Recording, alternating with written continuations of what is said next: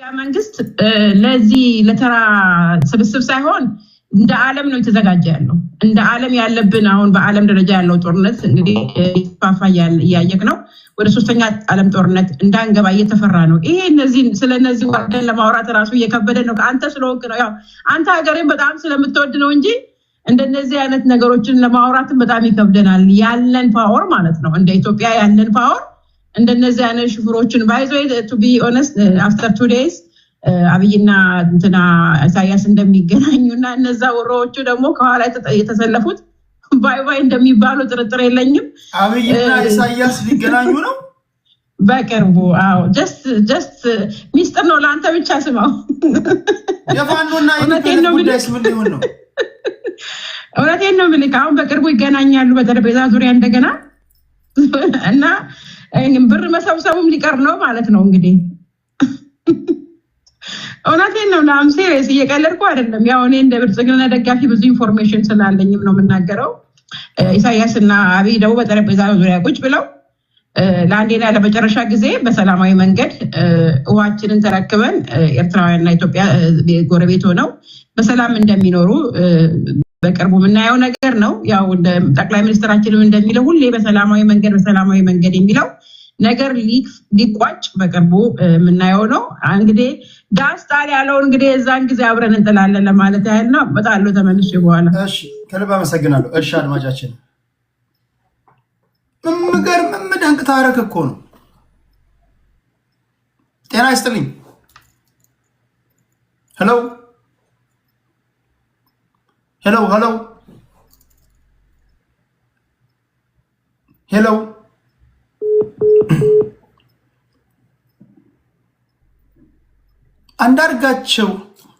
አንዳርጋቸው ጽጌ እዚህ ጥምረት ላይ የተናገረው ንግግር ወደ እናንተ ላድርስላችሁ። ኦኬ፣ አንዳርጋቸው ጽጌ ይሄ ጽንዶን አስመልክቶ በተፈጠረ መድረክ ላይ የሚከተለውን ንግግር ተናገረ። ስሙት። የዛሬ 50 ዓመት እንዲረዱት እና የጽንዶ ዓላማ ተከታዮች ተርጓሚዎች ለጽንዶ ዓላማ ተከታዮች አንዳርጋቸው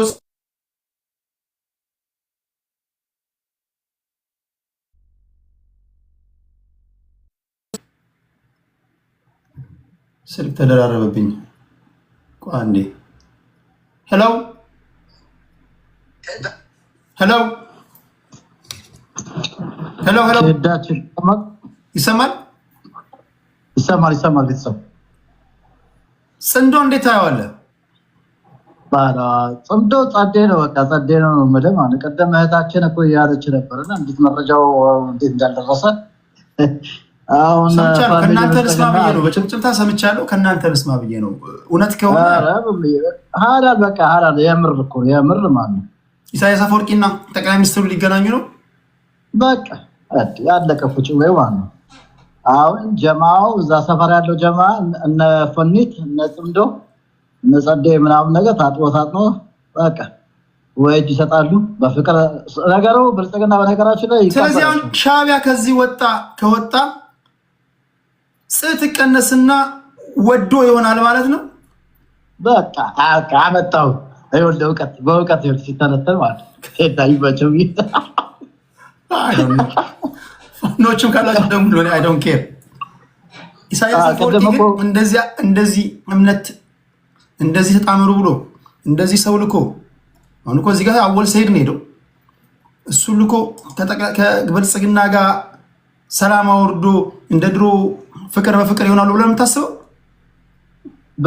ከበፊት የበለጠ ማን ነው እንዴ? ከበፊት የበለጠ በገሃድ ማን ነው? በቃ የሱ ቀይ መስመር ነው፣ ያንተ ቀይ መስመር ነው። ሐሳብን እናለማለን። በቃ ፏፈሽ ነው። ስለዚህ ኤርትራና ኢትዮጵያ ከዛ እንደ በፊቱ ይሱ ምናምን የተባባል ሊመላለሱ ነው። እንወጣ እሱ አሁን አብቸው ይሄዳል። ከዛው ጀለስ ይመጣል፣ ሼዋ ይመጣል። ይሱ እንላለን በድጌ ማለት ነው። አፉ በለን በቃ ይሱ ምን እናርግ የሀገር ጉዳይ ነው ምናምን ነገር እኛ ደግሞ ኢትዮጵያን በአገር ጉዳይ ላይ ታውቃለህ አፉ እንለዋለን። በቃ ፏፈሽ ነው። አሁን ፋኖች የሚሉትን ልንገራችሁ። ያ የምር ሲሪየስ ነገር ነው። እኛ ተጣምደናል ብለናል፣ ዝም ብላ አትቀደድ ቴዲ ነው የሚሉኝ። ዝም ብላ አትቀደድ፣ እኛ ተጣምደናል ብለናል ምናምን ትሉኛላችሁ። ጠብቃለሁ። እሺ፣ ስለዚህ አሁን ጽምዶ አይሆንም ማለት ነው። በቃ ተበላ እኮ አልኩህ እኮ ተበላ። ኤርትራ ከወጣችሁ እኮ ስቲል ቲፒኤልኤፍ እና እንዲሁም ደግሞ የሳፍ የሱዳን አርሚ ፎርስ አለ፣ ከዛ ደግሞ ፋኖ አለ። ስቲል ሶስቱ እኮ አሉ። እነሱ ምን ታደርጋላችሁ? አንዴ ነገረው እኮ እሱ እኮ ነገረው እኮ ለደጺ ምን አለው መሰለህ? በቃ ደጺዬ በቃ ጭዌው ተቀይሯል። አሁን የትም አትሄድም ነገር ታጥወጣለ። ሰውየው በጣም አፉ ይላል። አፉ በሉት ምናምን እጃችሁ ስጡ፣ የምትፈለጉ ነገር እጃችሁ ስጡ። በቃ እኔ ደግሞ አፉ ሪፎቶ እኮ አለ እኮ እኔ ነገር ካላየሁ እኔ አላምንም። እኔ ዝም ብዬ የብልጽግና ደጋፊ ነው የሚናገረውን ሰው እሺ። እና ለማንኛውም እኔ አንድ ማስተካከያ ከቻልክ ማን ነው ከአንተ ማስተካከያ ፈልገው አብይና ጽምዶቿም ነገር ይደባደቡ ነውና ማን ያሸንፋል የሚለው ነገር አብይ የሚለው ነገር ቢስተካከልና ኢትዮጵያና ባንዳዎች ናቸው። ምክንያቱም አገር አሁን ፋኖ ብቻውን ሆኖ ቢሞክር ሻኔ ብቻውን ሆኖ ቢሞክር ገሃድ የወጣ ነገር እስከዛሬ የለም። ከየት አመጣችሁ ምናምን ሲሉ ነበር። በቪዲዮ ወጥቷል። አንዳርጋቸው ጽጌ እዛ ድረስ ደቡብ ሱዳን ድረስ ሄደው ምናምን ነገር በገሃድ የወጣ ነገር። ስለዚህ አሁን ጨዋታው ምንድነው? ማን ነው? ቀይ መስመር ነው ማለት። አንተም ኢትዮጵያዊ ነህ፣ አገር ወዳድ ነህ። እርስ በርሳችን እንደባደብ እንፈነካከት ምናምን ነገር። ከዚህ በኋላ ግን የምናወራው ኢትዮጵያና ባንዳና ባዳ ሆኖ ኢትዮጵያ ሊወጋት ነውና እኔ ባንዳ ልላቸው አልችልም። ምክንያቱም እነሱ ራሳቸው የነፃነት ታጋይ ነን ነው የሚሉት። ሰው እናንተ የገዢው ፓርቲ ደጋፊዎች ባንዳ ማለት መብታችሁ ነው። እኔን ያን እንድን እንዳጠብቁ እኔ ማያጀስ መሀል ላይ ያለው ልጅ ነኝ። አይ አንተማ መሀል ላይ ነህ። ግን አሁን እኮ አየሁ አንድ እንደ ሚዲያ ሰው ፊት ለፊት መጣለ አየሁ። እኛ ጽምዶች አለ በቃ መሰረተ አለ ሱዳን ድረስ ሄዶ አየነው በብራታችን አየነው። እሱ ሸምጥተን አንድ ኢትዮጵያዊ ወንድሜ ፋኖ የሚባል የሆነ ችግር አለበት፣ አንድ ኢትዮጵያዊ እህቴ ሸኔ የምትባል የሆነ ችግር አለበት። ከዛው አይ ምናምን ብትለን የማይሆን ነገር ነው። በጋጥ ወይ እነሱ ወጥተው ያው ብዙቸው በቃ እኛ አንዳርጋቸው የሚባል አናቅም፣ ጽምዶ የሚባል ነገር አናቅም ብለው ወጥተው ለኛ ይሸምጥጡልን። በቃ እኛ የለንበትም፣ ይሄ ሌላ ነው ይበሉ። እሺ ከልብ አመሰግናለሁ አድማጫችን። ቴንክ ዩ እግዚአብሔር ያክብርልን። እሺ ሌሎቻችሁ መደወል ትችላላችሁ። የተሰማችሁ ጽምዶን አስመልክቶ አንዳርጋቸው ጽጌ የሚከተለውን ተናግሯል። እስኪ እሱ ላስደምጣችሁ። እንዲረዱት እና የጽምዶ ዓላማ ተከታዮች፣ ተርጓሚዎች፣ ሰሪዎች እንዲሆኑ ለማድረግ በማሰብ ከዛ በፊት ግን ሱዳንን በተመለከተ አንድ ቃል መናገር ፈልጋለሁ። የዛሬ 50 ዓመት ገደማ ከትግራይ ተነስቼ በኤርትራ አድርጌ በቃምራ በኩል ፖርት ሱዳን ነው የገባሁት። የ24 ዓመት ልጅ ነበር።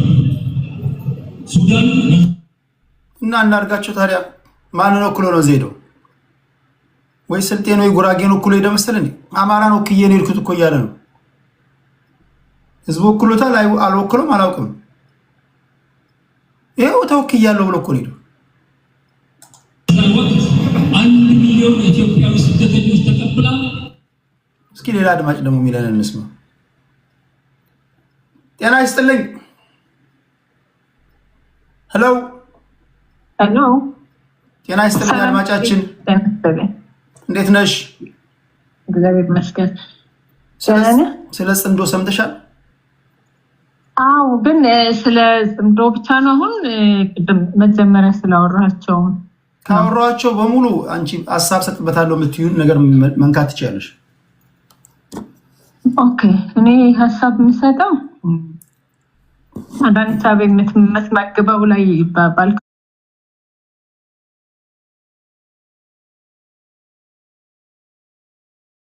እና ተማሪዎች ይመገባሉ በተባለው ላይ አንድ ሀሳብ ሰጣለሁኝ እና አንዳርጋቸው ደግሞ በተናገሩት ላይ ልጀምር በሱና አንዳርጋቸውና ፕሮፌሰር መስፍን አንድ ጊዜ አማራ የለም ብለዋል ተብሎ ያው አማራው ያብጠለጥላቸዋል ሌላው ደግሞ ይተቀምበታል ለፖለቲካው አማራ የለም ተብሏል የላችሁም ይያል ሶ ይሄን ያሉት ግን ሪዝን አለው አማራው እንደ ኢትዮጵያዊነት እንዲቆይ ኢትዮጵያዊነትን ላለመስበር ብሔርን ጎሮሮ ላይ ለመቆም ነው የብሔርን ክፍፍሉን ለማስቆም ኢትዮጵያዊነትን ለማጠናከር ብለው እንጂ ብሔር አማራ የሚባል የለም ብለው አይደለም ይሄን ይሰሩት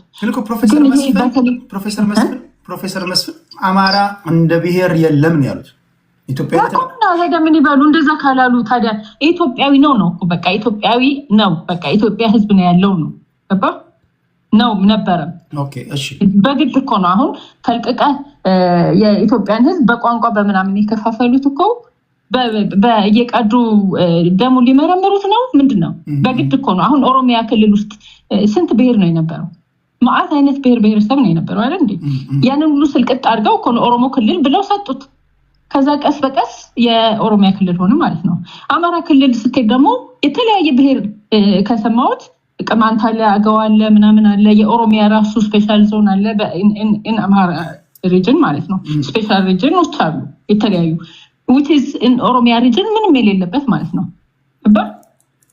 በቃ ይሄ የተሰራው እኮ ደባ ነው በጣም ኢትዮጵያን ለመበተን ሲሰራ by the way በቃ ሁሉንም አማራው ክልል ብለው በሰጡት ራሱ ነው ያጠፉት ገባ አማራ ብለው ለይተው ደግሞ አልወጣላቸውም ግን ኢትዮጵያ ሚለውን ለማጥፋት ከዛው ላይ ደግሞ ቀናንሰው ታድዛም ገብተው ቅማንት ታገው ምናምን ይያሉ ሪጅን ስፔሻል ሪጅኖች ሰጥተውታልና ይሄን ሁሉ አጥፍተው ኢትዮጵያን መበታተን ነው ይፈልጉት ይሄ አማራው ብሎ ደግሞ ባለፈው ምን እንዳልኩ ካስተውስከኝ ባለፈው ምን እንዳልኩ ያው ሲሰልቦኝ ነበር ባለፈው እንዳልኩ አማራ ብለው ሲመጡ አማራ ሙቭመንት ብለው ሲመጡ ያ ተመቻቸው ለሀገር በታኞች ማለት ነው ያ እንዳይሆን ነበር እነ ፕሮፌሰር መስፍን ማርከው አንዳርጋቸው ማርከው አማራ እንደ ብሔር የለም ሲሏስ ምክንያቱም አማራ ያሉ እንዳያጠቁ ነው አማራ ያሉ የበተኑ የለዩ ሀገር እንዳያጠፉ ነው አላማው የነበረው ሰው ችግሩ እኔ የሌሎቹ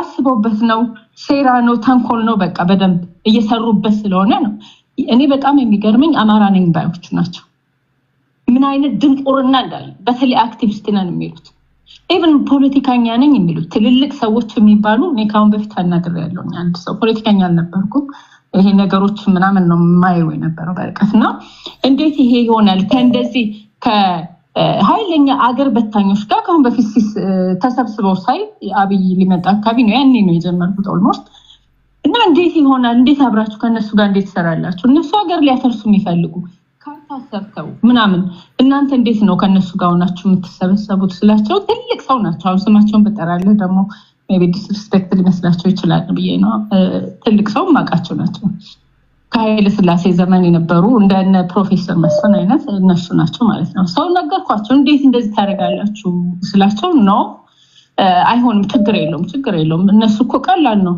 እንደዛ አይደለም አስበው እኔ በዚህ እድሜ ይሄን ሁሉ አርቂ ሳስተውል እነሱ ከኃይለ ሥላሴ ጀምሮ ፖለቲካ ላይ የነበሩ ሰዎች ትልቅ ቦታ ላይ ከሚኒስትር ደረጃ የነበሩ ሁሉ ምንም የማይገባቸው ማለት ነው ፖለቲካ እነሱ ጋር ሆኖ ነው አብረው እንግዲህ ቲፒኤልኤፍን ጣልን ብለው ሀገሪቷን በታትነው ይውለዚህ ይዳረጉ ገባ እና አሁንም የተሰራው ያ ነው የነ ፕሮፌሰር መስፍን ግን አላማው ኢትዮጵያዊነትን ማጽናት አማራ ያሉ እንዳያጠቁ አማራ ያሉ እንዳያጠፉ እንዳይቀጠቅጡት ይሄን ለማጥፋት ነበር በቃ ዋናው አላማ ይሄ ነው እንጂ የለም ብለው አይደለም አላማቸው ያልነበረም ቢሃይንድ በቃ ግን ደደቡ እየተሰበሰበ የስማቸው አማራ የለም ብሎ ይላል ይሄ ምናምን ይያሉ ነው የሚሰድቧቸው የሚያንቋሽሿቸው ራሳቸው አማራ ተብዮቹ ምክንያቱም አዝሮ ማሰብ ይሄ ሌፍት ራይት ማሰብ ጭንቅላታቸው ከአፍንጫቸው አታልፍም በቃ ምንም ብሬናቸው አይሰራም አክቲቪስት ነው የሚሉት እርስ በርስ ይበላሉ ይላሉ ሚዲያ ላይ እኔ ባለፈው አንተ ጋር ስናገር ከኔ አንዴ ነው አሁን የመጀመሪያ ጊዜ ባለፈው ሁለተኛ መናገር ነው ምክንያቱም ታይማችን ራሱ አይገናኝም እኔም ደግሞኝ እነዚህ ጭቅጭቅ አልገባም ፖለቲካውን ስቸው ከጀርባ ነው የማየው ግን በጣም ብዙ የሚያሳስበኝ በጣም ወሬ የሚያደርገኝ በጣም የሀገሬ ጉዳይ በጣም ያሳዝነኛል ስድባቸውና ይሄ በቃ ሰው የሚዘረጥጡ ስለሆኑ በአጠቃላይ የኢትዮጵያ ፖለቲካ ያስፈራሃልና ስድብ ፈርተህ ትሸሻለህ። በቃ ያን ፈርቼ ነው የተውኩት። ገባ እና ማለፈውን በተናገርኩት ኮሜንት ላይ ሲሳድቡኛቻቸዋለሁ። እንደዚህ ናቸው የእነዚህ ሰዎች ግን ዓላማ ይሄ ነው። ኢትዮጵያዊነት እንደዚህ ስታወራ እነሱ በግል በማይገባ የማይነገር እየተናገሩ ነው የአማራውን ፖለቲካ የኢትዮጵያንን ፖለቲካ እያበላሹ ያሉት።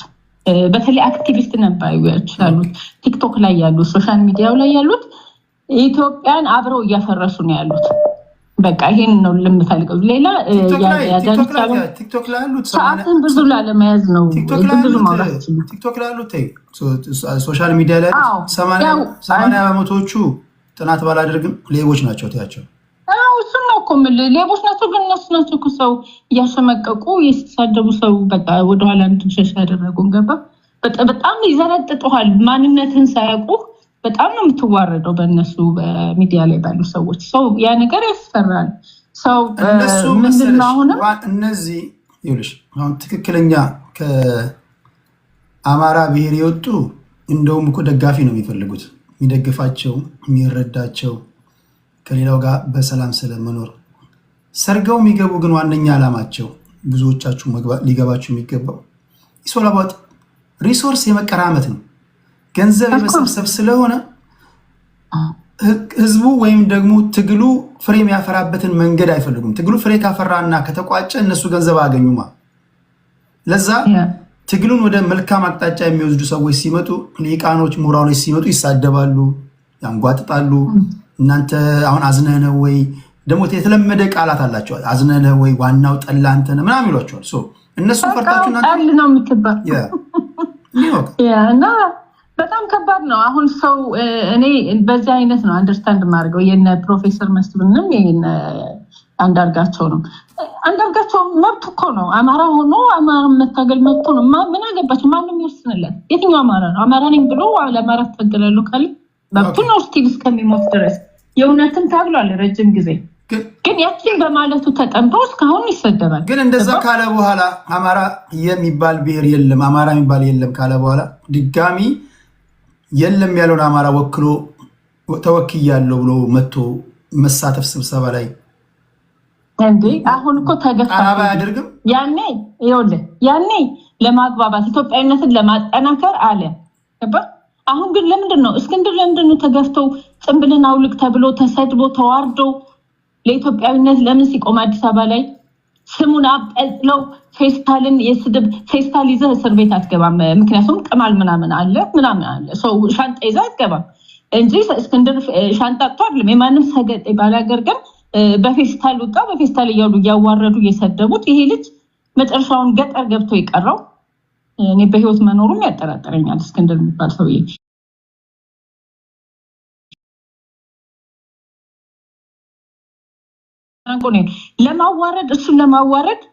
እሱን ለማዋረድ የወረደ ሰው ነው የላኩበት። የወረደ ቄሮ የሚባል ነው እየላኩ ሲያስፈራሩት የነበረው አይደለም እንዴ?